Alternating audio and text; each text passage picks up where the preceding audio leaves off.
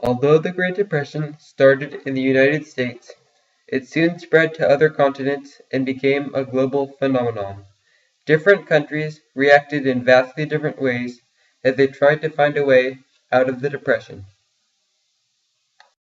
The beginning of the Great Depression was marked by the U.S. stock market crash of October 29, 1929. However, the factors that contributed to the Depression had been building up for years, both domestically and internationally. In the United States, more and more people began investing money in the stock market, swept up by the wave of prosperity flooding the country. Many people bought on margin, essentially borrowing money to invest. The stock market crash caused bank runs around the country. Because many banks at the time were small independent enterprises, they did not have enough money in their reserves to pay out their depositors, so they failed. In the first 3 years of the Depression, over one-fifth of the nation's banks went out of business. 9 million savings accounts were wiped out.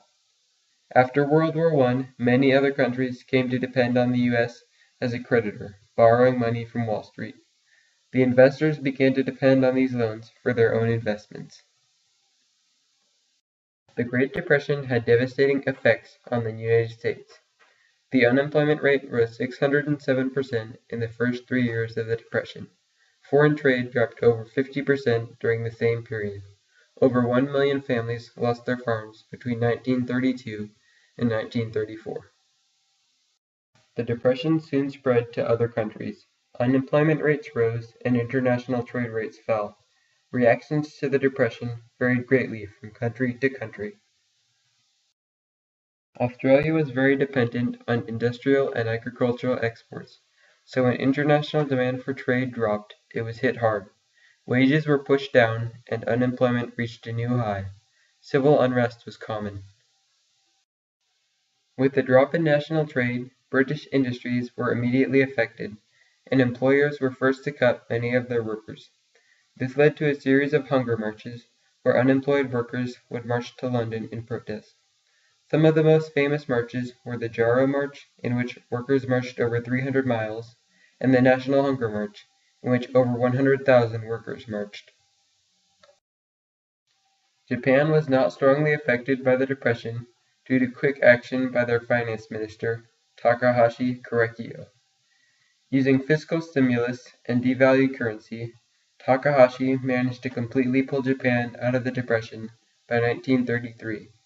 In 1934, Takahashi saw that the economy was in danger of overheating, so he decreased the government spending for armaments and munitions. This caused an angry uprising from the nationalists and eventually resulted in Korekiyo's assassination.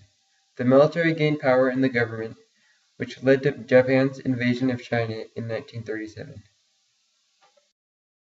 Germany was relying on American loans to rebuild its economy, but when the Great Depression struck, America was unable to keep loaning money, and the German unemployment rate skyrocketed. German people wanted a new kind of government, so they elected the Nazi Party in 1932, and Hitler came to power.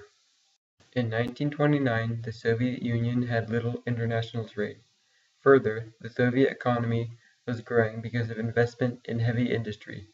Because of this, the Soviet economy was largely unaffected by the Depression. This reflected positively on communism and allowed Stalin to consolidate his power. Chile was the country hardest hit by the Depression, according to the League of Nations. This was because 80% of the government revenue came from foreign exports that plummeted due to the Depression. Unemployment and business failures became commonplace. Chilean leaders responded to the Depression by raising tariffs and encouraging the development of local industry and community.